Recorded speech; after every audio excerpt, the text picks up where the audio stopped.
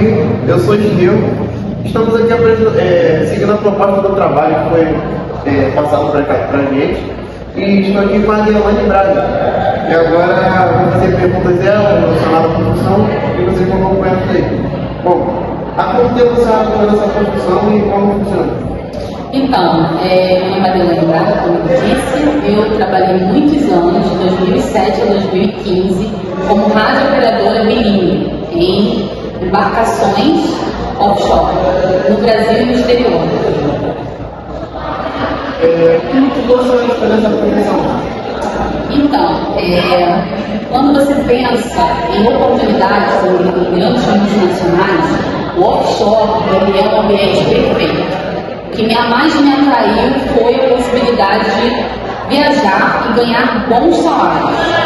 Para a época, principalmente, o que eles pagavam eram valores assim, completamente fora da média que outras pessoas poderiam ganhar com a mesma formação. No caso, eu havia terminado recentemente português e inglês, e a oportunidade de trabalhar no mercado me daria uma possibilidade de ganhos muito maiores, uma vez que eu viajaria, e eu faria parte de tradução simultânea dos navios. E como foi o processo de formação, cara? Como você se sentindo aqui para se formar e exercer? Então, inicialmente você precisa ter o inglês. O inglês ele é fundamental para você conseguir ingressar. Alguns outros cursos são necessários. Por exemplo, você precisa fazer um curso chamado GMDSS. Você precisa ter uma formação posterior, nessa parte de recebimento de aeronave, que é um curso que você faz no ICEA, no Instituto de Controle de Espaço Aéreo em São Paulo, São José dos Campos. Só que esse é um curso que uma empresa precisa te encaminhar, não é um curso que uma pessoa física possa vir a fazer, mas inicialmente você precisa ter o GMDSS, o inglês e o curso de salvagem, que é o que muitas empresas pedem. E qual foi o momento mais difícil para entrar nessa carreira? O mais difícil é conciliar a sua vida pessoal e a vida profissional, porque você perde muito do seu convívio com as pessoas. Você vai ter que entender que muitas vezes você vai estar longe, você vai estar embarcado, você vai perder aniversário, casamento, você vai perder tudo aquilo que não está na sua escala. Então, acho que essa parte é a mais complexa, além do confinamento. Porque além de você perder tudo isso, você vai estar em alto mar, e você vai ter que lidar com essa ansiedade, com essa questão. Agora, fora isso, o rotina de trabalho ele é bem atrativo. E na carreira, na trajetória da senhora, já pensou em seguir outro caminho, outra profissão? Então, eu acabei decidindo em 2019 retornar, só para a gente fazer uma linha do tempo. Eu começo a embarcar em 2007, embarco até a crise do petróleo em 2015, depois eu volto à minha profissão anterior, eu trabalhava já como professora, dando aula de inglês em escolas. Fico em escola particular até 2019, início de 2019. Em 2019 eu retorno, começo a trabalhar numa empresa chamada UP Offshore. E aí comecei a fazer embarques, aqui pelo Rio, mas a Petrobras mandava a gente muito no Nordeste. E no início do Covid, com a pressão que as empresas começaram a receber da Petrobras para diminuir o POB, que é o People on Board, seria a quantidade de pessoas a bordo, eu acabei sendo demitida com muitos. E aí eu decidi não voltar mais. E aí desde então eu estou dando aula. Então a minha mudança foi nesse sentido. Por uma questão pessoal também, como é ter piloto, embarca, então 2 pessoas com escala em casa é complicado. Então a gente começou a decidir que não ficaria em terra. Em 2019, eu fiquei embarcada e ele ficou em terra. Então a gente tem experiência dupla. Então hoje eu não penso em voltar a embarcar por conta disso, mas não escapa a possibilidade de uma proposta, até porque as propostas que o offshore faz são propostas muito lucrativas, então não fecho totalmente essa porta. E no dia a dia da senhora, quais atividades a senhora vai realizar? Então, aí vai depender da embarcação, vai depender do contrato, vai depender de uma série de coisas.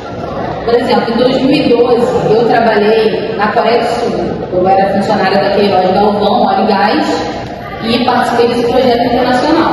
Lá era uma rotina completamente diferente, né? Lá eu trabalhava com a parte de logística de pessoal, né? E a parte de manutenção. Nós não ficávamos na embarcação, porque a embarcação estava terminando, né, de ser construída. Então, essa parte de logística de pessoal, a gente emitia as passagens aéreas, fazia o recebimento do pessoal que estava chegando, a alocação deles lá, a gente colocava essas pessoas nos apartamentos, lá a gente ficava em apartamentos, e aí dependia muito, né, da quantidade de dias que aquelas pessoas ficariam ali, a população, que a gente chama. Então, alguns ficariam só um mês, outros ficariam mais. Eu fiquei quase 2 meses nessa rotina. Mesmo sendo contratada como rádio operadora, pela situação do navio, pela rotina de trabalho lá, eu acabei assumindo uma função diferente. Eu nunca tinha trabalhado com logística de pessoal. É bem legal, gostei bastante.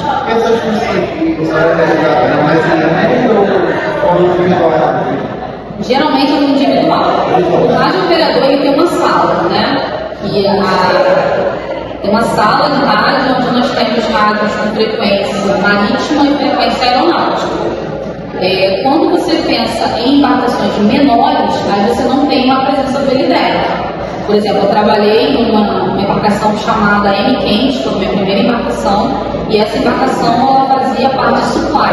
O que seria o supply? Seria a entrega de suprimentos para aquela embarcação. Então, por exemplo, você poderia receber água, óleo, ou você faria esse transporte para uma plataforma. Então, a gente já, por exemplo, a gente já fez operações onde nós fornecíamos água ou fornecíamos óleo para essa embarcação. No caso, era uma plataforma maior, um navio maior, que estava em alto mar, sem possibilidade de vir para a terra. Então, nesse caso, a gente dava esse suporte. É muito comum também a gente levar o rancho. O que seria o rancho? Seria a comida, né? Então, aqueles contêineres frigorificados ou não, a gente também fazia essa entrega. Outra coisa interessante que a gente fazia também era o recebimento de backload. O que seria o backload? Seria a carga que vem da plataforma, que no caso tem destino à costa. No caso, a gente traz essa carga e entrega geralmente no primeiro porto ou no porto definido pela própria Petrobras, que no caso era a empresa que nós prestávamos serviço. E para que atuar nessa área, tem mais assim, paciência da pessoa assim, não? Bem desafiador. Desafiador, eu acho que é a ansiedade. Né? Porque a gente brinca que tem duas tensões. A tensão pré-embarque é quando você está para sair de casa, o pior momento é você sair de casa. Você pensa assim, nossa, vou ficar preso, né, 12 dias. Acho que é o pior, assim, quando você pensa. Você não está acostumado também. Eu lidava muito bem com isso, mas eu conheço pessoas que sofriam muito com essa situação, né, de sair de casa. Principalmente quando você tem filho pequeno, essa parte eu sofri um pouquinho. E você deixava a criança em casa e a gente explicava a criança, mãe vai trabalhar, mãe vai voltar, e aí pensar que era 14 dias dava uma ansiedade um pouco maior. Ele chamava, né, de tensão pré-embarque. E tem a questão da tensão, né, pré-desembarque. E aí é uma ansiedade boa, né? Você já pensa, né, em sair, em tudo que você quer fazer, aí vai escrever, vai fazer lista. Eu era dessas, tá? Eu fazia a lista de tudo que eu queria fazer. Obviamente não cumpria metade, mas só o fato de escrever já dava um alívio, né? Então eu acho que essa questão da ansiedade você tem que lidar bem, tanto para ir quanto para voltar. Mas a melhor parte é folga, né? 14 dias de folga é um sonho de qualquer pessoa. Isso é uma coisa que me atraía muito. E se a senhora pudesse mudar algo nessa área, o que a senhora mudaria? Que eu mudaria um prazo maior para a renovação da certificação do CNS da Católica. Isso aí é uma coisa que, se eu tivesse poder de mudança, eu faria. O que seria essa certificação? mais ou menos em 2010, a aeronáutica começou a cobrar para os operadores que trabalhavam em plataformas marítimas essa certificação. Então, o CNS 14 era um curso que você tinha que fazer, né, no Instituto de Controle de Espaço Aéreo, no ICES, no Santos Campos. Era um curso de mais ou menos 30 dias, curso difícil, tá? Com parte prática e parte teórica, sendo que a primeira prova era uma prova eliminatória, ou seja, se você tirasse abaixo de 4, você já perdia a possibilidade de fazer o curso, já perdia a vaga. E a empresa não dava para você fazer esse curso. Automaticamente, se você não conseguisse aquela nota, a maioria das vezes você era demitido. A empresa ela gasta com você, ela te coloca no hotel, ela paga a passagem aérea para você, ela vai pagar todas as suas despesas e o mínimo que ela espera que você tenha boas notas.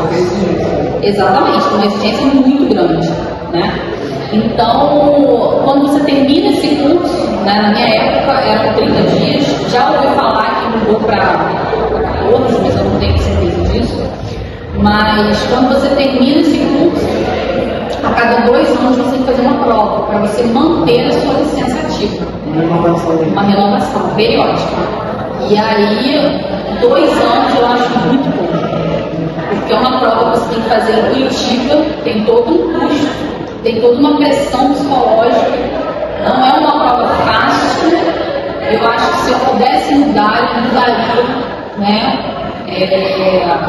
esse prazo aí de validade.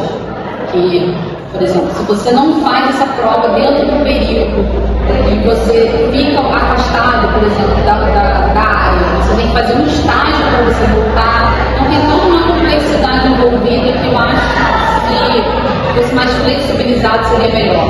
Até porque quem já está no mercado de trabalho não faz muito sentido você ficar uma prova que de uma hora para outra vai te impedir de exercer uma função que você já está habituado.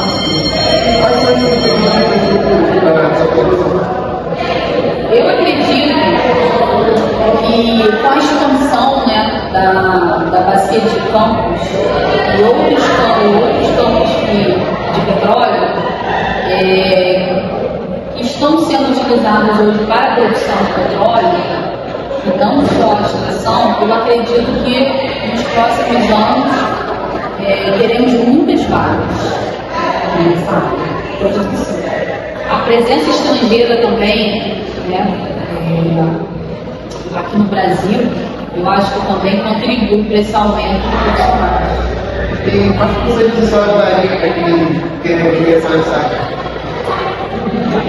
Se você quiser realmente ganhar dinheiro, ter benefícios, plano de saúde, odontológico, tipo de refeição, ajuda de custo, PLR, de participação de lucros, se você realmente quiser ganhar dinheiro, eu acho que você deve procurar uma profissão offshore.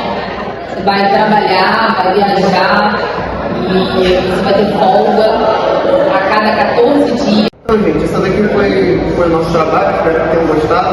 Foi bom, deu para aprender bastante sobre a profissão. Quem tiver interessado em saber mais, pode falar comigo que eu falo no programa da professora. E é isso aí.